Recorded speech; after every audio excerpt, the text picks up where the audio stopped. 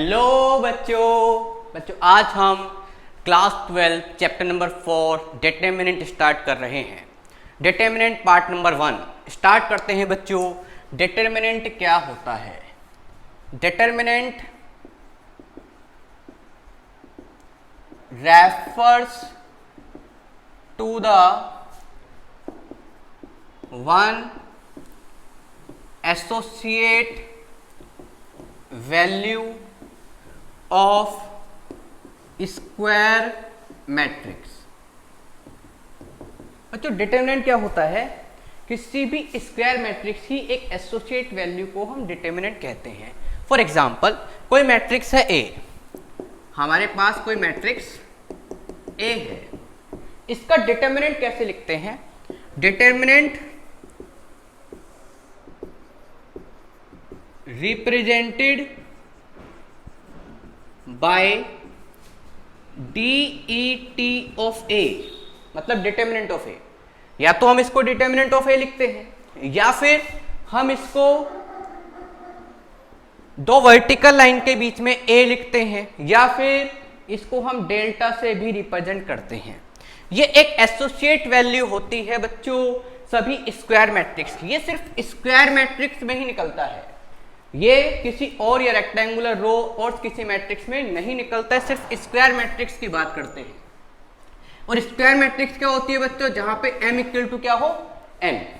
Determinant represented by determinant of A, DETA, या फिर दो वर्टिकल लाइन के बीच में a या फिर डेल्टा के सिंबल से। बच्चों ध्यान से सुनना, द वैल्यू ऑफ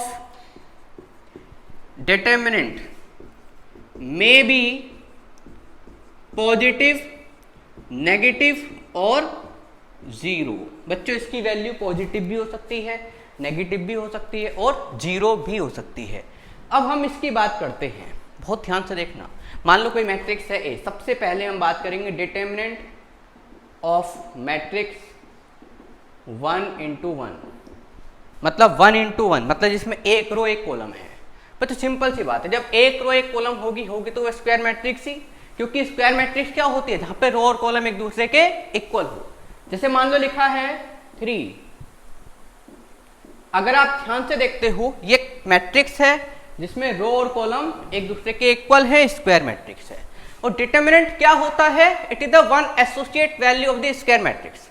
तो स्क्वायर मैट्रिक्स तो ये है, अब इसकी एसोसिएट वैल्यूज में सिर्फ एक ही एलिमेंट है, तो इसका डिटरमिनेंट भी वो ही होगा जो उसका एलिमेंट होगा बच्चों।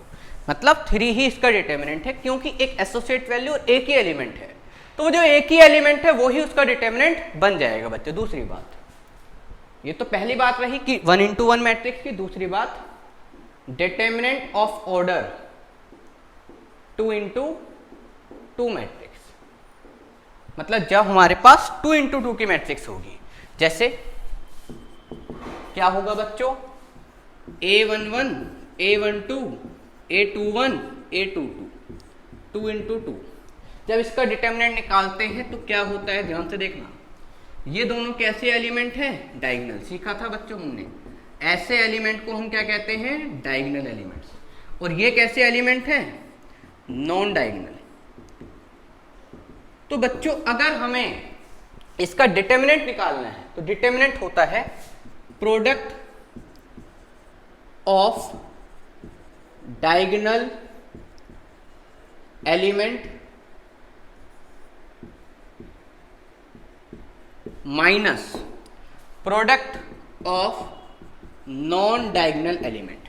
मतलब सर आप ये कहना चाहते हो कि इसकी इससे और इसकी इससे कर दें प्रोडक्ट, बीच में माइनस लगा दें तो इसका डिटरमिनेंट आता है। एक बार वीडियो पॉज करो, स्क्रीनशॉट लो, बढ़ते हैं आगे। हाँ जी बच्चों, तो हमने सीखा product of diagonal minus product of non diagonal is equal to determinant of A होगा जब 2 इंटू 2 मैट्रिक्स होगी।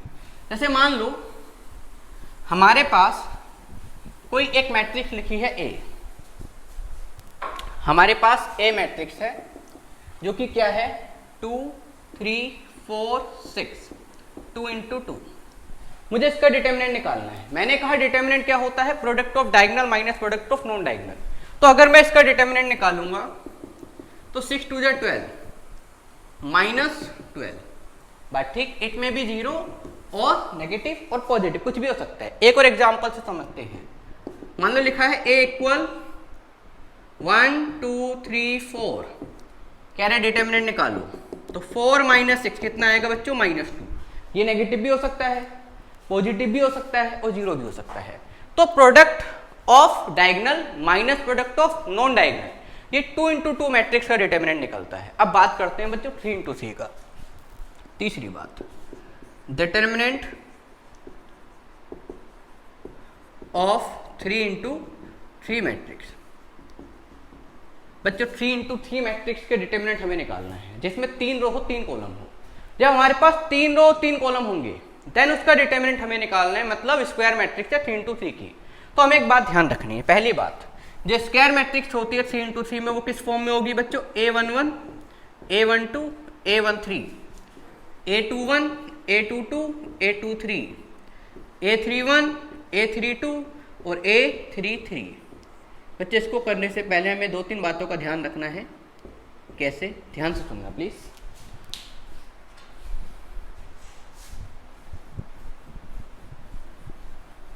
मान लो लिखा है क्या?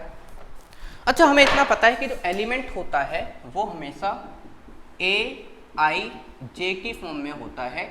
नंबर ऑफ रो m और नंबर ऑफ कॉलम n होते हैं। बहुत ध्यान से सुनना। हमें क्या करना है, 3 × 3 मैट्रिक्स का डिटरमिनेंट निकालते समय i + j करके देखेंगे। i + j मतलब जैसे यहाँ 1 1 है तो 1 1 1 + 1 2 1 + 2 3, i + j करके हम देखेंगे। अगर ये इवन आता है, अगर ये इवन आता है तो इसको प्लस में लेंगे, और अगर ये ओड आता है तो इसको माइनस में लेंगे। मतलब सर अभी ध्यान से सुनना प्लीज। जैसे कि अगर मैं 3 × 3 मैट्रिक्स के डिटरमिनेंट की बात करता हूं तो ये a11 है, इस एलिमेंट को प्लस में लेंगे क्योंकि जोड़ के इवन आएगा। Minus plus minus plus minus plus minus plus, बात समझ पा रहे हो भाई? इनको जोड़ के even odd even odd even odd even odd even, तो इवन में प्लस और ऑड में माइनस से हम हमेशा लेते हैं। मतलब जब मैं एलिमेंट लूंगा, जब हम डिटरमिनेंट निकालेंगे 3 × 3 का, तो हमें जब भी हम इसके एलिमेंट को लेंगे तो अगर ये फर्स्ट रो से होंगे तो plus minus plus, second row से होंगे तो माइनस प्लस माइनस, थर्ड से होंगे तो प्लस माइनस प्लस। बात ठीक बच्चों?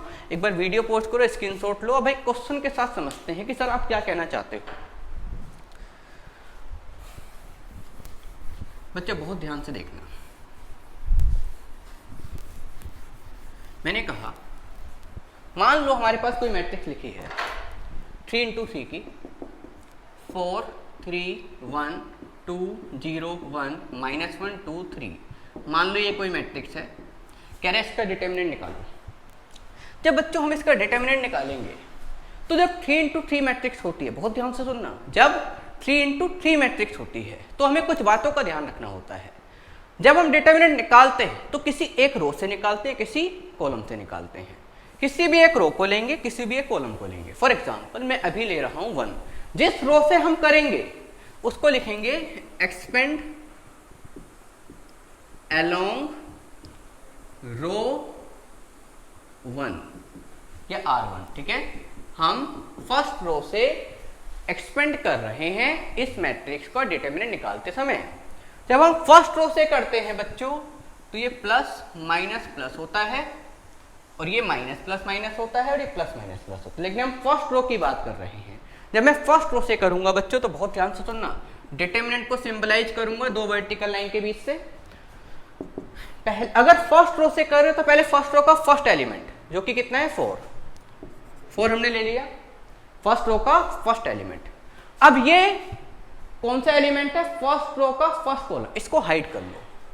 4 उठा लिया, फिर फर्स्ट रो को और फर्स्ट कॉलम को हाइड कर दिया बच्चों। जब इसको हाइड किया ना बच्चों हमने, तो आप देख सकते हो अब जो मैट्रिक्स बच रही है वो कैसी मैट्रिक्स है? 2 × 2। तो जैसे हमने 2 × 2 मैट्रिक्स को सोल्व किया था वैसे सोल्व करेंगे। कैसे? इसकी इससे बीच में माइनस, और वो इस एलिमेंट के साथ मल्टीप्लाई में लिखेंगे। कैसे करूंगा मैं?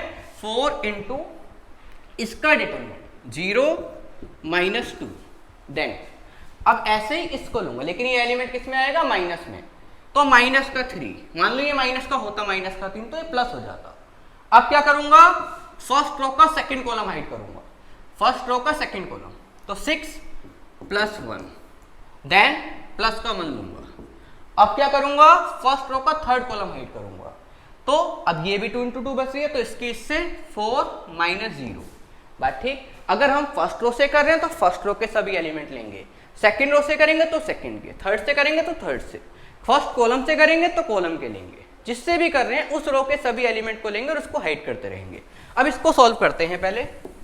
-8, 6 प्लस 7, 6 प्लस 1 इज 7, -21 और प्लस का 4, तो बच्चे ये क्या आएगा, -29 प्लस का 4 डेट इज माइनस का 25, बात ठीक। अब एक बार इसको किसी दूसरी रो से करके देखते हैं।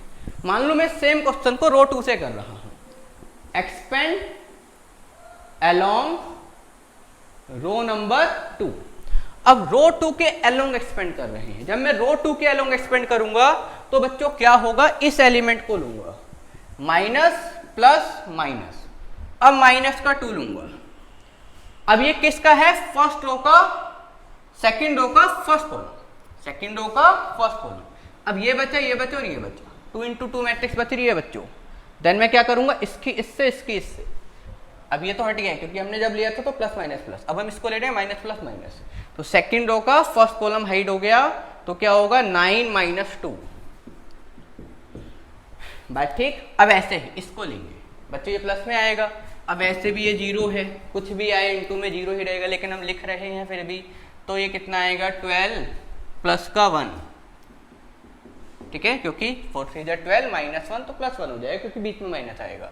देन माइनस का 1 लेंगे, जब मैं माइनस का 1 लूंगा बच्चों तो ये और ये हाइड होगा, तो इसकी इससे, इसकी इससे, तो 8 प्लस का 3, अब ये क्या हो जाएगा -2 इंटू 7, ये पूरा 0 हो गया, ये क्या हो जाएगा 18 11 -11, ठीक है, तो माइनस का 14 -11 माइनस का 25। किसी से भी करो, आप किसी कॉलम से भी कर सकते हो, किसी रो से भी कर सकते हो, मतलब हमें सब से नहीं करना, किसी भी एक रो या किसी भी एक कॉलम से। अगर उसने कुछ नहीं बोला तो हम फर्स्ट रो से कर देंगे, जैसे कि हमने यहाँ से किया है। एक बार वीडियो पॉज करो, स्क्रीनशॉट लो, देन बढ़ते हैं आगे। बच्चों बहुत ध्यान से देखना। मान लो कहता है कि 2 डिटर्मिनेंट एक दूसरे के इक्वल हैं, 2 डिटर्मिनेंट हैं जो कि एक दूसरे के इक्वल हैं। कैसे, मान लो लिखा है क्या 2 4, यहाँ पे लिखा है 2 4 x, और यहाँ लिखा है 2 मान लो 2 और यहाँ 1, ठीक है, और यहाँ पर भी लिखा है 1, ठीक। क्या कह रहा है, x बताओ। बच्चों जब मैट्रिक्स होती है तो क्या करते हैं, 2 मैट्रिक्स इक्वल होते हैं तो corresponding elements will be equal, अगर 2 मैट्रिक्स इक्वल होती है। लेकिन ये डिटर्मिनेंट है, ध्यान रखना, 2 वर्टिकल लाइन होंगे तो डिटर्मिनेंट है, और स्क्वायर ब्रैकेट है या फिर ब्रैकेट है ओपन ब्रैकेट तो वो मैट्रिक्स है। अब यहाँ पर मैट्रिक्स होती तो इक्वल रख देते, बट यहाँ पर डिटर्मिनेंट है, तो हम क्या करेंगे, दोनों के डिटर्मिनेंट को सॉल्व करेंगे, दोनों की वैल्यू को इक्वल रखेंगे, ना कि उनके कोरस्पॉन्डिंग एलिमेंट इक्वल रखेंगे। क्या करूंगा बच्चों मैं, अब 8 माइनस एक्स इक्वल 8 माइनस 2, ठीक है, बिल्कुल सॉल्व किया जैसा हम करते हैं। हमें निकालना क्या है, बेसिकली x, 8 से 8 कैंसिल हो जाएगा, x की वैल्यू कितनी आ जाएगी बच्चों 2। बात समझ पा रहे हो। हाँ, एक बात ध्यान रखनी है, कई बार वो कैसे देता है, आपको मैट्रिक्स A देख के डिटर्मिनेंट पूछ लेगा या फिर ऐसे डिटर्मिनेंट पूछ लेगा, बात एक ही है। जैसे मान लो लिखा है 1 2 3 4 5 6 7 8 9, ये A दे रखा है, कह रहे ये बताओ, या फिर कह रहा है कि ये बताओ। इसका मतलब क्या होगा कि वो डायरेक्ट आपसे डिटर्मिनेंट पूछ रहा है, तो डिटर्मिनेंट निकाल दो। अब बच्चों यहाँ तक आपकी एक्सरसाइज नंबर 4.1 क्लियर होती है, एक्सरसाइज नंबर 4.1। अब हम थोड़ा सा और आगे बढ़ रहे हैं, that is area of triangle. Area of triangle by using determinant हम निकाल रहे हैं बच्चों एक्सरसाइज नंबर 4.3। पहले हम 4.3 कर रहे हैं, बहुत ध्यान से सुनना। एक बार वीडियो पॉज करके आप स्क्रीनशॉट लीजिए, देन हम एक्सरसाइज नंबर 4.3 स्टार्ट करने जा रहे हैं। हाँ जी बच्चों, एरिया ऑफ ट्राइंगल,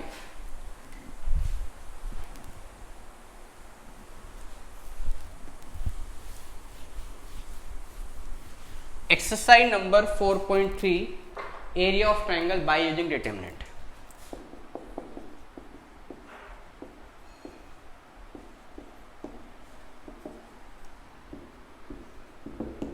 मान लो ट्राइंगल के आपके पास तीनों वर्टिसेस हैं x1 y1 x2 y।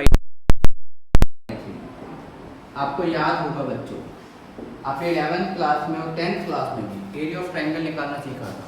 Formula याद कराया जाता था half x1 y2 minus y3 plus x2 y3 minus y1 plus x3 y1 minus y2, ऐसे याद करते थे। इसी दोबारा ऐसे करके हमें याद कराया जाता था। वो बन के इससे आया है बच्चों। कैसे? इसका एरिया बाय द डिटरमिनेंट कैसे निकलेगा? फॉर्मूला होता है हाफ, डिटरमिनेंट में लिखना है बच्चों हमेशा x1 x2 x3 y1 y2 y3 1 1 1। फिर जैसे सिंपली हमने डिटरमिनेंट फाइंड किया है वैसे ही इसका डिटरमिनेंट हम लोग फाइंड करेंगे। मतलब सिंपल सी बात है, अगर हमें कभी भी एरिया ऑफ ट्राइंगल निकालना है, वर्टिसेस दिया है बाय द डिटरमिनेंट, तो हम ऐसे निकाल सकते हैं। अच्छा, अगर मान लो ये 3 पॉइंट कहता है कोलिनियर है, अगर ये 3 पॉइंट कहते हैं बच्चों कोलिनियर, अगर 3 पॉइंट कोलिनियर होंगे तो तीनों एक ही लाइन पे होंगे और कहेगा शो करो बाय यूजिंग डिटरमिनेंट ये कोलिनियर है। तो सिंपल सी बात है, जब डिटरमिनेंट के द्वारा हमें सोल्व करना है या प्रूफ करना है तो हम जब तीनों पॉइंट कोलिनियर है तो ट्रायंगल तो कोई बनेगा नहीं। जब कोई ट्रायंगल ही फॉर्म नहीं होगा तो बच्चों उसका एरिया भी नहीं होगा। तो इस केस में हम क्या करेंगे, एरिया ऑफ ट्रायंगल को 0 प्रूफ कर देंगे। अगर मैं एरिया ऑफ ट्रायंगल 0 प्रूफ कर देता हूं बच्चों तो आता है हमारे पास कोलिनियर। क्लियर है बच्चों? तो हमें ध्यान रखना है, एक बात और ध्यान रखना है, कभी भी किसी का भी एरिया नेगेटिव नहीं होता है। अगर एरिया नेगेटिव होगा तो हम उसको पॉजिटिव कर देंगे, मॉडुलस में लिख देंगे, तो कभी भी नेगेटिव एरिया नहीं होगा। अब इसके 5.4.3 के कुछ क्वेश्चंस के साथ हम समझते हैं एनसीईआरटी एक्सरसाइज नंबर 4.3। हाँ जी बच्चों, exercise number 4.3 question number first का फर्स्ट पार्ट।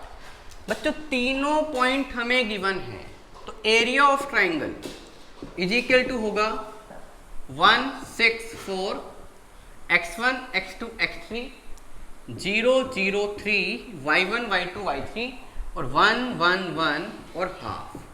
हमें इसका एरिया निकालना है बच्चों, इसका डिटरमिनेंट हम निकाल सकते हैं।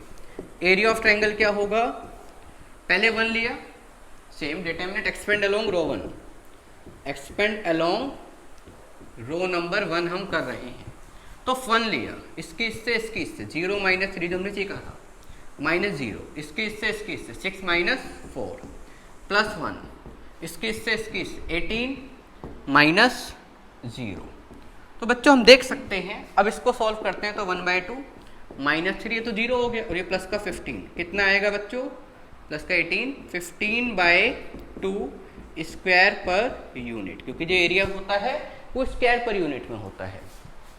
इसका सेकंड क्वेश्चन है बच्चों 4.3 का एक क्वेश्चन नंबर सेकंड, कहता है ए दे रखा है, बी दे रखा है, सी दे रखा है, हमें शो करना है ये तीनों पॉइंट कोलिनियर है। ये तीनों पॉइंट कैसे हैं, कोलिनियर। तो जब ये तीनों को कोलिनियर शो करना है तो क्या करेंगे, इसका डिटरमिनेंट 0 दिखा देंगे। डिटरमिनेंट कैसे निकलेगा, मान लो हम डिटरमिनेंट लिख रहे हैं a b c x1 x2 x3 b plus C c plus a plus b 1 1 1, आंसर लाना है 0। इसका आंसर हमें 0 शो करना है बच्चों। अगर ये 0 आ जाता है तो इसका मतलब क्या होगा, ये तीनों पॉइंट कोलिनियर हैं। जैसे a, इसकी इससे c plus a minus a minus b minus b plus c, इसको हाइड करूँगा, इसकी इससे b माइनस c प्लस 1, इसकी इससे ये हाइड, इसकी इससे a b plus b square minus c square minus a c. बात ठीक बच्चों? अब इससे सॉल्व कर दो, 1/2 है ही बाहर, तो 1/2 ए से ए कैंसिल, क्या बचेगा ए सी माइनस ए बी। ये क्या होगा, अब देखो b square minus c square, बाहर माइनस है तो minus b square plus c square. ये क्या होगा बच्चों, a b plus b square minus c square minus a c. अब कैंसिल हो रहा है, कुछ ए सी से ए सी गया, ए बी से ए बी गया, बी स्क्वायर से बी स्क्वायर गया, सी स्क्वायर से सी स्क्वायर गया, तो क्या आ गया बच्चों?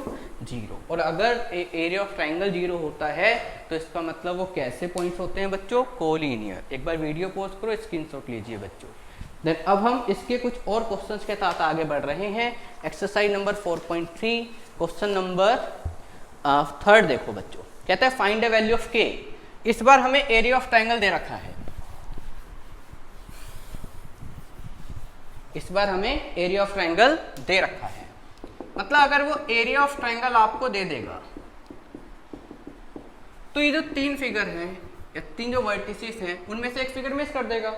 जैसे कि एरिया ऑफ ट्राइंगल गिवन है, कोई मिसिंग फिगर पूछने की कोशिश करेगा। According to question number 3 of your NCERT exercise number 4.3 question है find the value of K. K की वैल्यू बतानी है। एरिया ऑफ ट्राइंगल है 4 स्क्वायर पर यूनिट और तीन वर्टिसेस में से एक पॉइंट मिसिंग है, जो कि है फर्स्ट पार्ट है इसका k, 0 4, 0 और 0, 2। ये क्वेश्चन है बच्चों। हमें क्या करना है? k की वैल्यू फाइंड करनी है, एरिया ऑफ ट्राइंगल गिवन है। तो बच्चों सिंपल सी बात है, हमें पता है एरिया ऑफ ट्राइंगल इक्वल 1/2 क्या होगा? k 4 0 0 0 2 1 1 1। ठीक है, ये कितना दे रखा है? 4। तो मैं इसको सॉल्व करता हूँ। 1/2 k 0 - 2 -0 4 -0 प्लस 1 8 -0, ये मोड में होगा हमेशा, इक्वल टू क्या होगा बच्चों? 4।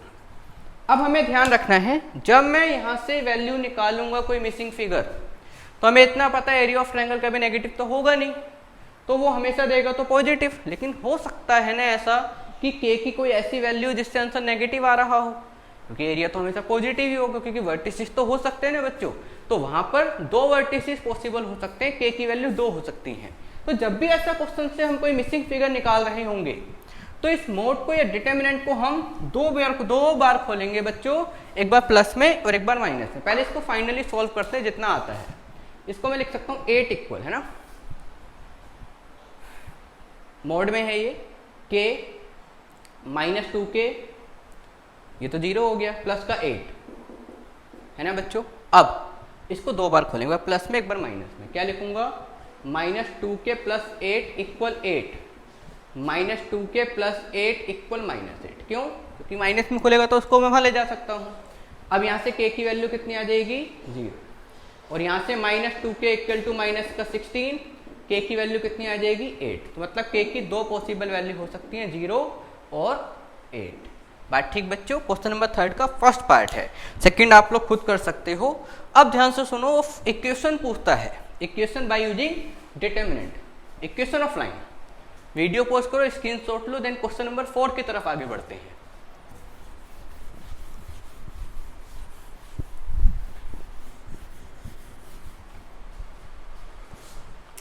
क्वेश्चन नंबर 4 एक्सरसाइज नंबर 4.3 कह रहा है इक्वेशन ऑफ लाइन बताओ।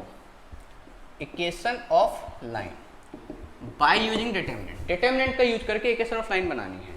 बच्चों सिंपल सी बात है, अगर कोई लाइन बनानी है तो एरिया ऑफ ट्रायंगल तो बनेगा नहीं, मतलब ट्रायंगल ही नहीं बनेगा तो एरिया होगा ही नहीं, क्योंकि कोलिनियर होंगे। तो एरिया ऑफ ट्रायंगल 0 होगा। आपको 2 पॉइंट दे रखे हैं, फोर्थ का फर्स्ट पार्ट, आपको लाइन के 2 पॉइंट दे रखे हैं 1 2 3 6। मान लो कह रहा है कि आपके पास लाइन के 2 पॉइंट हैं, हमें इक्वेशन ऑफ लाइन बताइए। आपको याद होगा 11th में स्ट्रेट लाइन पढ़ा था, वहां पे स्लोप निकालते थे, देन हम फाइंड करते थे, बट यहाँ पर हमें डिटर्मिनेंट से करना है। अब हमें इतना पता होना चाहिए, इक्वेशन का मतलब होता है relation between abscissa and ordinate, मतलब एक्स एंड वाई। तो लाइन बनेगी तो एक्स और वाई तो उसमें हो गई। तो now we are taking any point on the equation of line that is x, y, क्योंकि इसके अंदर तो इनफाइनाइट पॉइंट होंगे। तो इक्वेशन का मतलब ही होता है वाई और एक्स के बीच में रिलेशन। अब वो कोलिनियर है बच्चों, तो सिंपल सी बात है, इसका एरिया अगर मैं निकालूंगा बाय यूजिंग डिटर्मिनेंट तो क्या आएगा? 0।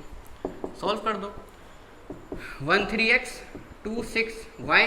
अब आप कहोगे सर इसको यहीं क्यों ले, कहीं भी ले सकते हो आप, एक्स वाई कहीं भी ले सकते हो, x2 y2 मान लो, x1 y1 मान लो, x3 y3 मान लो।